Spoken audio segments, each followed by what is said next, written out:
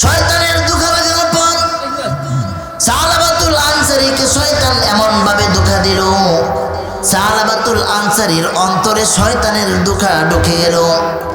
সালাবাতুল আনসারী বাড়ির দিকে যায়, যাওয়ার পর তার ভাবি যে রুমের মধ্যে আছে দরজা টুকটুক দেয়। দরজায় যখন টুকটুক দেয়, তার ভাবি বুঝতে দেরি হলো না সাহাবা হয়তো বাড়িতে এসেছেন। বাড়িতে আসার পর দরজায় টুকটুক দিচ্ছেন, যখন দরজায় এমন ভাবে টুকটুকানি আওয়াজ শুরু হয়ে গেল, এমন সময় সালাবাতুল আনসারী যখন টুকটুক দিলেন, দরজা খুললেন। দরজা খোলার পর বলে, সাহাবা কখন আসলা বাড়িতে? সালাবাতুল আনসারী বলে, আমি কখন আসলাম আপনার জানার প্রয়োজন নাই, তবে আমি একটা প্রস্তাব আজকে আপনাকে দিব, যদি আপনি গ্রহণ না করেন তারপরেও কিন্তু আমি আজকে আমার সুবর্ণ সুযোগ, আমি জোরপূর্বক হইলেও আপনার সঙ্গে আমি আজকে এমন একটি কাজ করব, জিনার কাজ করব। আপনি যদি রাজি না থাকেন তারপরেও আমি জোরপূর্বক করব। আমি আপনাদের সামনে মহাগ্রন্থ আল কোরআন থেকে ছোট্ট একখানা আয়াতে কারিমা তিলাওয়াত করেছি। নবীজির অসংখ্য অগণিত হাদিস থেকে ছোট্ট একখানা হাদিসে কারিমা তিলাওয়াত করেছি। আল্লাহ রাব্বুল আলামিন যদি তৌফিক দান করেন, এই আয়াত এবং হাদিসকে সামনে রেখে অল্প সময় সংক্ষেপে কিছু আলোচনা করব। ওয়া মা তাওফীকি ইল্লা বিল্লাহ। মুহতারাম হাজিরিন, আমি যে আয়াতখানা তিলাওয়াত করেছি, এই তিলাওয়াতকৃত আয়াতের মধ্যে আল্লাহ রাব্বুল আলামিন বলেন, নবীজি সাল্লাল্লাহু আলাইহি ওয়াসাল্লামকে আমার আল্লাহ রাব্বুল আলামিন ডেকে বলেন, ওগো নবীজি, আপনি এই মানব সম্প্রদায়কে জানিয়ে দেন, আপনি আপনার উম্মতদেরকে এই আয়াতের ব্যাখ্যা বিশ্লেষণ করে জানিয়ে দেন, তারা যদি গুনাহ করে, গুনাহ করার পর যদি আমি আল্লাহর কাছে তওবা করে, আমি আল্লাহ রাব্বুল আলামিন তাদেরকে কিভাবে ক্ষমা করে দেই, এই কথাগুলো এই আয়াত থেকে আপনি আপনার উম্মতদেরকে, এই মানব সম্প্রদায়কে জানিয়ে দেন। বলেন সুবহানাল্লাহ। মুসলমান ভাইরা আমার, আমি গুনার কাজ করি, গুনার কাজ করার পর আফসোস করতে শুরু করে দেই, হায় রে গুনাহ করে ফেললাম, আমি কি এই গুনাহ কি মাফ করাইতে পারবো কিনা? আল্লাহ রাব্বুল আলামিন বলেন, আমি আল্লাহ রাব্বুল আলামিনের নাম হচ্ছে গফফার। বান্দা তুমি গুনাহ করতে ভালোবাসো, কিন্তু আমি আল্লাহর নাম যে গফফার। আমার কাছে যদি বান্দা তুমি একবার ক্ষমা চাও, আমি আল্লাহ রাব্বুল আলামিন তোমার জীবনের সমস্ত গুনাহ মাফ করে দেই। বলেন সুবহানাল্লাহ। মুসলমান ভাইরা আমার, তাহলে আল্লাহ রাব্বুল আলামিন যে নবীজিকে বলেন, ইয়া রাসূলুল্লাহ, ইয়া হাবিবাল্লাহ, নবীজি আপনি আপনার উম্মতদেরকে এই আয়াতের তাফসীর সুন্দরভাবে জানিয়ে দেন। ওগো নবীজি, আপনার উম্মতেরা একবারে দুর্বল থাকবে, তারা সকালবেলা ইমানদার থাকবে, সন্ধ্যাবেলায় ইমান হারিয়ে ফেলবে। সন্ধ্যাবেলায় ইমানদার থাকবে, সকালবেলা তারা ইমান হারিয়ে ফেলবে। ওগো নবীজি, আপনি আপনার উম্মতদেরকে এই আয়াতের ব্যাখ্যা বিশ্লেষণ তাফসীরগুলো সুন্দরভাবে শুনিয়ে দেন।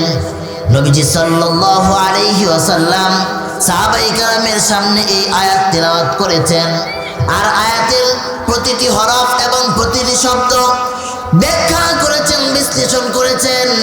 আল্লাহর নবী সাহাবায়ে কেরামকে সুন্দরভাবে এই আয়াতের ব্যাখ্যা বিশ্লেষণ করে শুনিয়ে দিয়েছেন।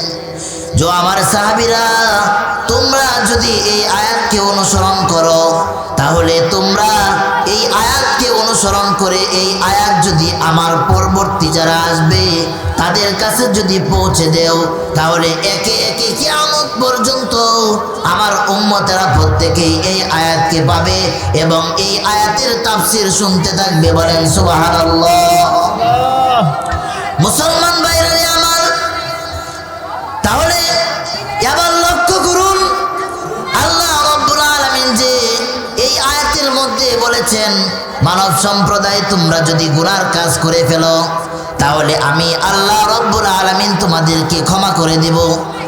প্রিয় হাজিরিন, যুবক ভাইরা, পর্দার আড়ালে মা ও বোনেরা, আজকের মাইকের আলোচনা যতদূর পর্যন্ত যাচ্ছে আপনারা গভীর মনোযোগ দিয়ে শুনুন।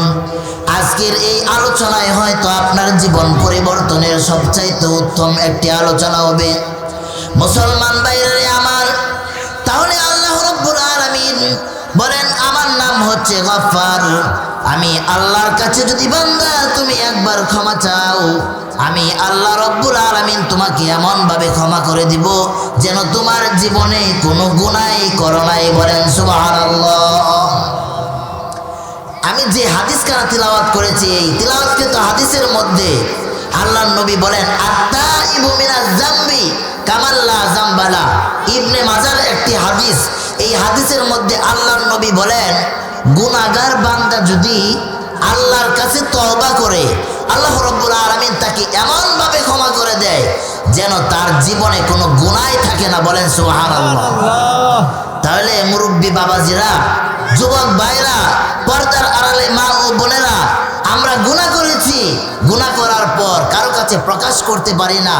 আমি যেই গুনাহ করেছি আমার এলাকা যদি জানে, এলাকার মানুষ যদি আমার গুনাহ সম্পর্কে জানে, তাহলে হয়তো এলাকাতে আমার বসবাস করাটাই কঠিন হয়ে যাবে। প্রিয় হাজিরিন, যুবক ভাইরা, আজকের এই আলোচনার থেকে আপনি শুনুন, আপনি গুনাহ করেছেন, আল্লাহর কাছে তওবা করেন, মাফ করার মালিক আল্লাহ। আপনি গুনাহ করেছেন, আফসোসের কোনো কারণ নাই, আল্লাহর কাছে ক্ষমা চান, আল্লাহ রাব্বুল আলামিন অবশ্যই ক্ষমা করে দিবেন। মুসলমান ভাইরা আমার, একটি ঘটনা তুলে ধরি, যে ঘটনার থেকে আপনারা বুঝতে পারবেন আল্লাহ রাব্বুল আলামিন কিভাবে মানুষকে ক্ষমা করে দেয়। আল্লাহর নবীর সাহাবী হযরতে সালাবাতুল আনসারী নামক একজন সাহাবী। সালাবাতুল আনসারীর বাড়ি হলো মদিনায়। মক্কা থেকে হিজরত করে এসেছেন সাঈদ ইবনে আব্দুর রহমান। রাসূল দুইজনকে ভাই ভাই বানিয়ে দিয়েছেন, এক ফ্যামিলিতে ওঠা বসা করে। তাবুকের যুদ্ধের সময় আল্লাহর নবী বিশ্ব নবী রাহমাতুল লিল আলামিন তাবুকের যুদ্ধে যাওয়ার জন্য হযরত সাঈদ ইবনে আব্দুর রহমানকে যুদ্ধে যাওয়ার পারমিশন দিলেন। এদিকে পরিবারের সমস্ত দায়িত্ব সালাবাতুল আনসারীর কাঁধের উপর উঠে গেল। সালাবাতুল আনসারীর কাছে পরিবারের সমস্ত দায়িত্ব দিয়ে গেলেন। সালাবাতুল আনসারী পরিবারের সমস্ত দায়িত্ব নিয়েছেন, বাজার ঘাট করেন ঠিকঠাক মতো, কোনো সমস্যা নাই। চাউল শেষ হলে চাউল কিনে আনেন, কোনো সমস্যা নাই। মাছ না থাকলে মাছ কিনে আনেন, কোনো সমস্যা নাই। যাবতীয় নিত্য প্রয়োজনীয় যত জিনিসের প্রয়োজন সমস্ত জিনিস ঠিকঠাক মতো আনে, কিন্তু কোনো কিছুর প্রয়োজন নাই। কিন্তু হঠাৎ করে শয়তান এসে সালাবাতুল আনসারীকে এমন কুমন্ত্রণা দিল। সালাবাতুল আনসারীকে শয়তান এসে এমন কুমন্ত্রণা দিল, সালাবারে তুই বাড়িতে আসুস, তোর ভাই যুদ্ধের ময়দানে চলে গিয়েছে, কবে না কবে ফিরে আসে কোনো ঠিক ঠিকানা নাই। তোর ভাইয়ের স্ত্রী বড় সুন্দরী, এই সুন্দরী স্ত্রীটা বাড়িতে আছে, এত বড় সুবর্ণ সুযোগ। শয়তান এসে কেমন কুমন্ত্রণা দিল, এবার চিন্তা করেন। শয়তান এসে কয় যে তোর ভাইয়ের বউটা যে এত সুন্দরী আর তুই বাড়িতে একা একা থাকস, এই তোর ভাইয়ের বউর দিকে একবারও তাকাস না। শয়তান এমন বুদ্ধি দেওয়ার পরে সালাবাতুল আনসারীর অন্তরে শয়তানের ধোঁকা লেগে গেল। শয়তানের ধোঁকা লাগার পর সালাবাতুল আনসারীকে শয়তান এমনভাবে ধোঁকা দিল, সালাবাতুল আনসারীর অন্তরে শয়তানের ধোঁকা ঢুকে গেল। সালাবাতুল আনসারী বাড়ির দিকে যায়, যাওয়ার পর তার ভাবি যে রুমের মধ্যে আছে দরজা টুকটুক দেয়। দরজায় যখন টুকটুক দেয়, তার ভাবি বুঝতে দেরি হলো না সাহাবা হয়তো বাড়িতে এসেছেন। বাড়িতে আসার পর দরজায় টুকটুক দিচ্ছেন, যখন দরজায় এমনভাবে টুকটুকানি আওয়াজ শুরু হয়ে গেল, এমন সময় সালাবাতুল আনসারী যখন টুকটুক দিলেন, দরজা খুললেন। দরজা খোলার পর বলে সাহাবা কখন আসলা বাড়িতে? সালাবাতুল আনসারী বলে আমি কখন আসলাম আপনার জানার প্রয়োজন নাই, তবে আমি একটা প্রস্তাব আজকে আপনাকে দিব, যদি আপনি গ্রহণ না করেন তারপরেও কিন্তু আমি আজকে আমার সুবর্ণ সুযোগ, আমি জোরপূর্বক হইলেও আপনার সঙ্গে আমি আজকে এমন একটি কাজ করব, জিনার কাজ করব। আপনি যদি রাজি না থাকেন তারপরেও আমি জোরপূর্বক করব। শয়তান আইসে যে কুমন্ত্রণা দিল, এই কুমন্ত্রণার তার অন্তরে এমনভাবে লাগলো, সে আল্লাহকে ভয় করলো না। আল্লাহকে না ভয় করে তার বাবির কাছে গেল।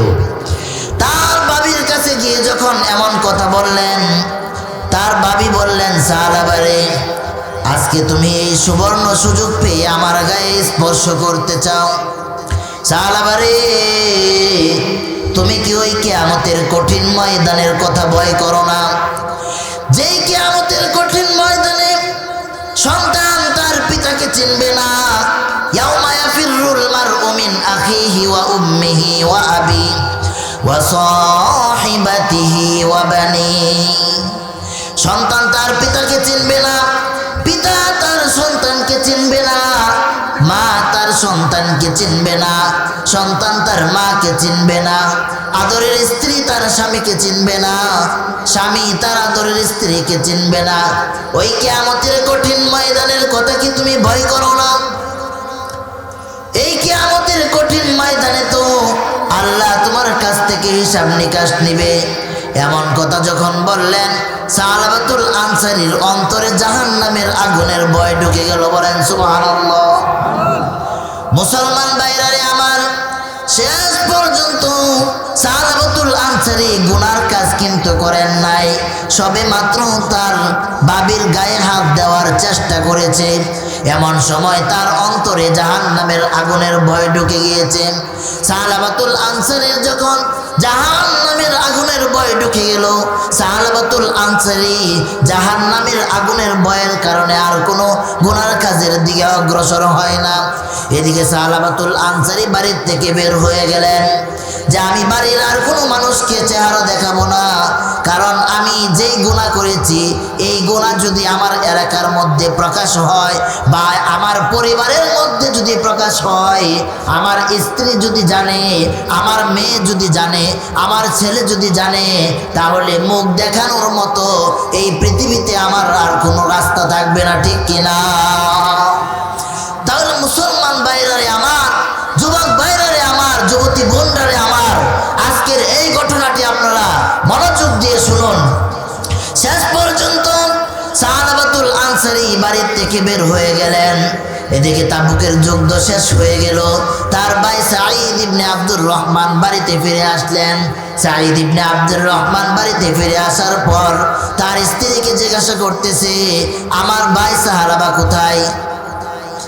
যখন এমন কথা জিজ্ঞাসা করলেন, জিজ্ঞাসা করার পর তার স্ত্রী উত্তর দিলেন, আপনার ভাই সাহাবা বাড়ির থেকে পূর্ব দিকে চলে গিয়েছে। আমার ভাই তো পূর্ব দিকে যাওয়ার কথা না, কারণ হচ্ছে আমি যুদ্ধে যাওয়ার আগে আমার ভাইকে দায়িত্ব, ফ্যামিলির সমস্ত দায়িত্ব দিয়ে গিয়েছি। এখন তো আমার ভাই আমার কাছে সমস্ত দায়িত্ব বুঝিয়ে দিবে, তাহলে কেন সে বাড়ির থেকে চলে গেল? এখানে তো বিশাল কাহিনী আছে মনে হয়। তার স্ত্রীকে জিজ্ঞাসা করলেন, স্ত্রী, আদরের স্ত্রী, তুমি বলো কি হয়েছে? তার স্ত্রী বলে না, বলে যে তোমার ভাই পূর্ব দিকে চলে গিয়েছে। সালাবাতুল আনসারীর খুঁজে সাঈদ ইবনে আব্দুর রহমান পূর্ব দিকে চলে গিয়েছেন। খুঁজতে খুঁজতে সালাবাতুল আনসারীকে পায় না। হঠাৎ করে কিছু লোককে দেখলেন ক্ষেত খামারে কাজ করতেছেন। লোকদেরকে জিজ্ঞাসা করলেন, তোমরা কি আমার ভাই সাহাবাকে দেখেছো? বলে না, না, তোমার ভাই সাহাবাকে দেখি নাই। সামনের দিকে গিয়ে বলে আরো কিছু মানুষকে জিজ্ঞাসা করে, বলে না, না, সাহাবাকে দেখি নাই। আরো কিছু মানুষকে জিজ্ঞাসা করে, না, না, দেখি নাই। কিন্তু শেষ পর্যন্ত একজন ব্যক্তি বলতেছে, তোমার ভাই সাহাবাকে আমরা চিনি না, তবে শেষ নিশি রাত্রে যখন আমরা ঘুমের মধ্যে চলে যাই, একটা লোকের গুনগুন কান্নার আওয়াজ আমাদের কানে বাজে। ওই পাহাড়ের উপর থেকে একটা লোকের কান্নার আওয়াজ আসে, হয়তো তোমার ভাই সেই লোকটি হবে। সাঈদ ইবনে আব্দুর রহমানের বুঝতে দেরি হয় নাই যে সাহাবা হয়তো এমন কোনো গুনার কাজ করে ফেলেছে যেই গুনার কারণে তওবার জন্য পাহাড়ের মধ্যে এসেছে। সাঈদ ইবনে আব্দুর রহমান পাহাড়ের মধ্যে গেলেন। পাহাড়ের মধ্যে গিয়ে দেখে সালাবাতুল আনসারী সিজদায় পড়ে কান্না করতেছে, প্রভু গো, গুনাহ করেছি, নাফরমানি করেছি, অন্যায় করেছি, প্রভু গো, তুমি যদি ক্ষমা না করো তাহলে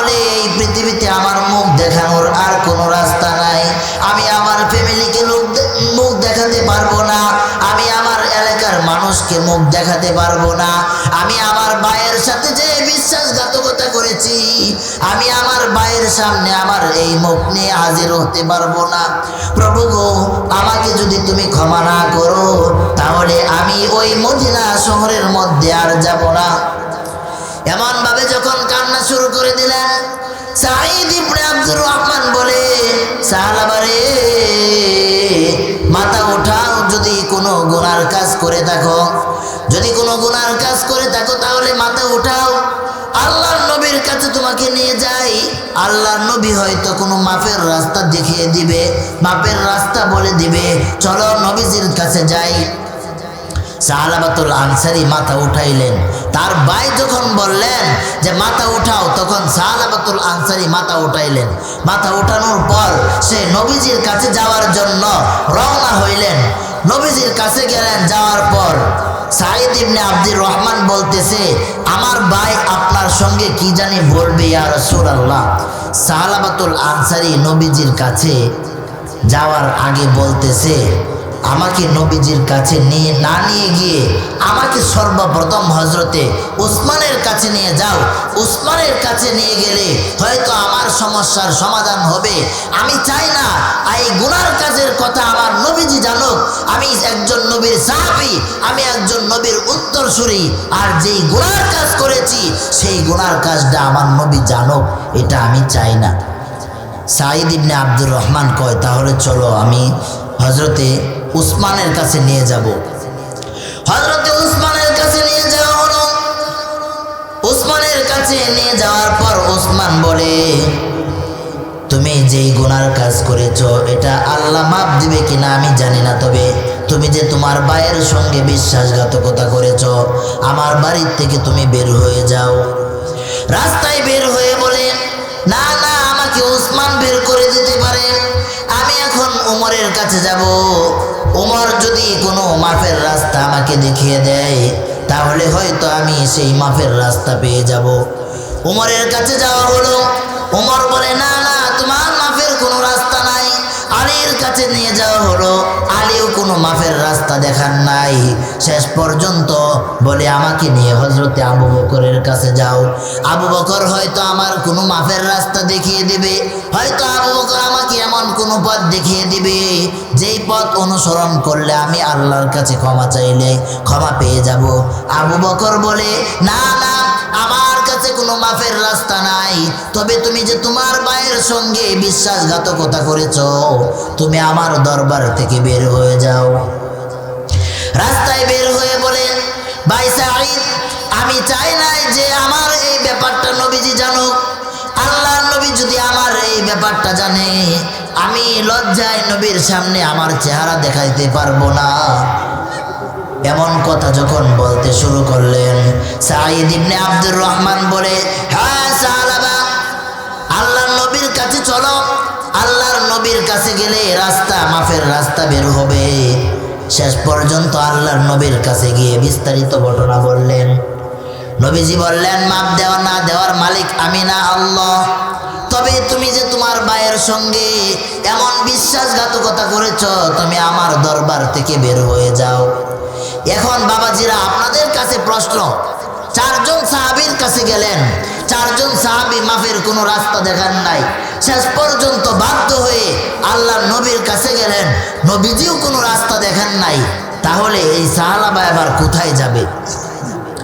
সাহাবা রাস্তায় বের হয়ে বলে, আমি আর মদিনার মানুষকে চেহারা দেখাবো না, আমি পূর্ব দিকে এমন জায়গায় চলে যাব, নির্জনে চলে যাব, যেখানে কোনো লোকজন থাকবে না।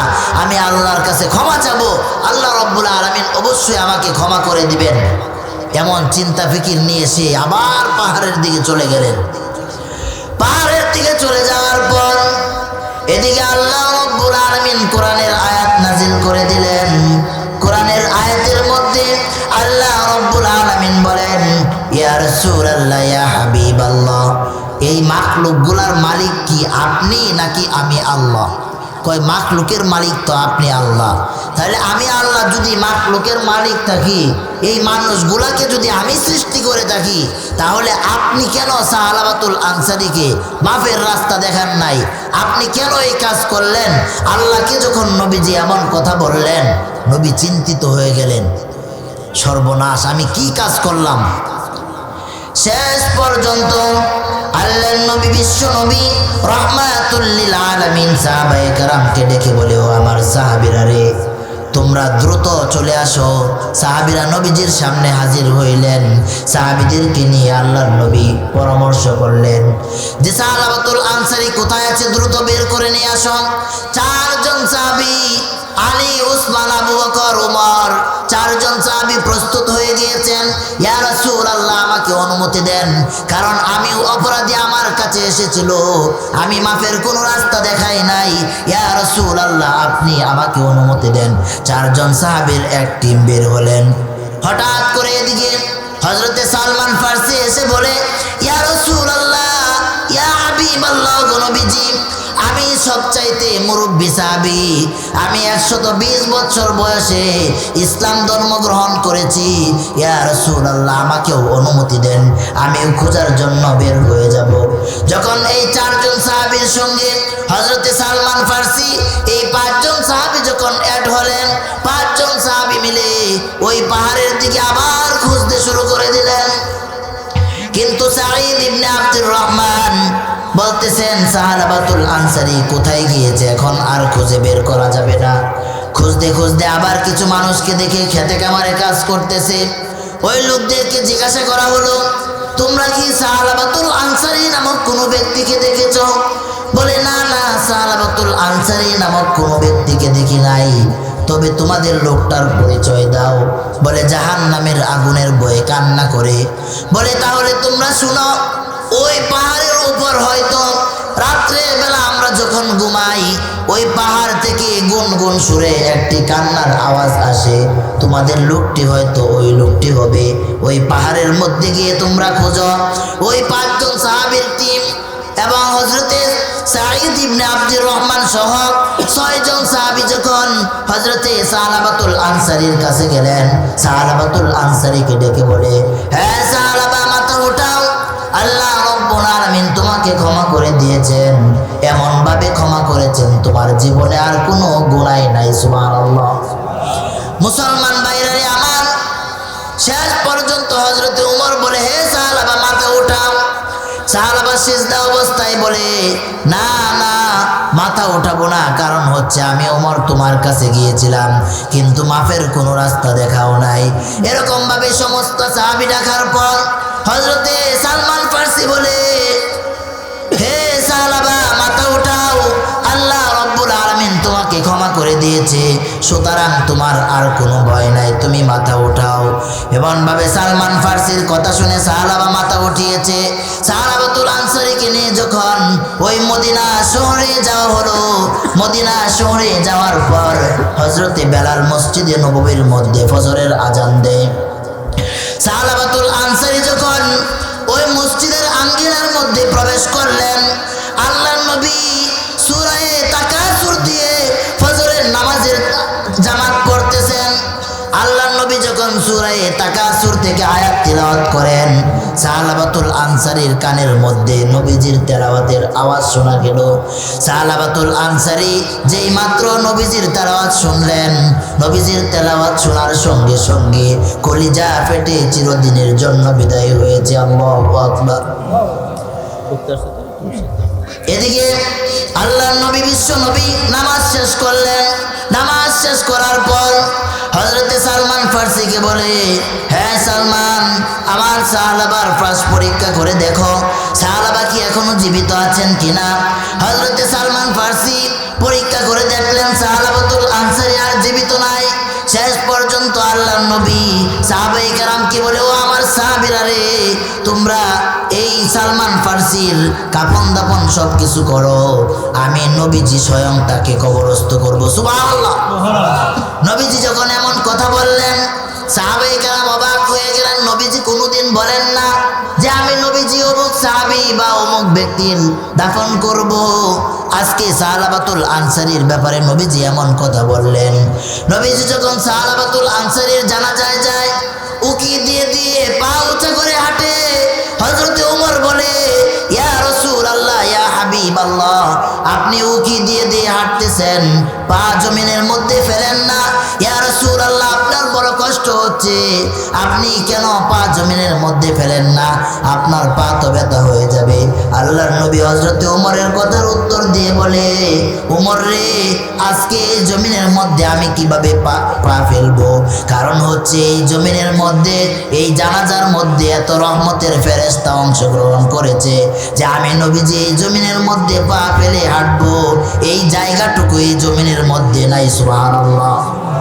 তাহলে কেমন ভাবে আল্লাহ তাকে ক্ষমা করেছেন মুসলমান ভাইরা আমার। তাহলে শেষ পর্যন্ত এই সাহাবাতুল আনসারীর জানাজা নবীজি পড়াইলেন, দাফন কাফন সবকিছু শেষ করলেন। শেষ করে নবীজি দোয়া করলেন, আল্লাহ সাহাবাকে আপনি মাফ করে দেন।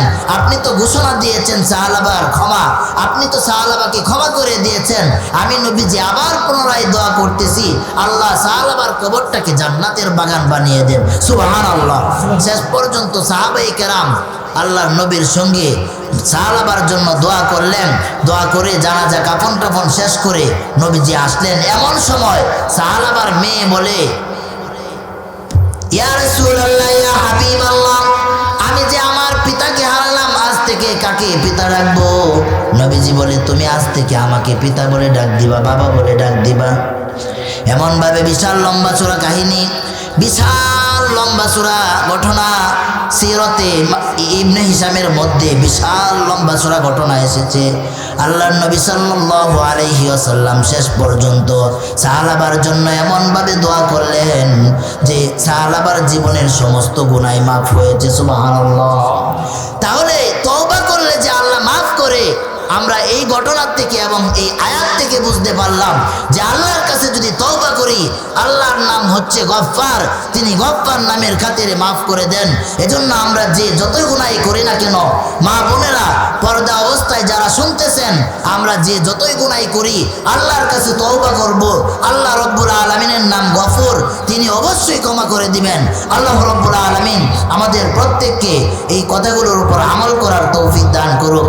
ওয়া আখির দাওয়ানা আনিল হামদুলিল্লাহি রাব্বিল আলামিন।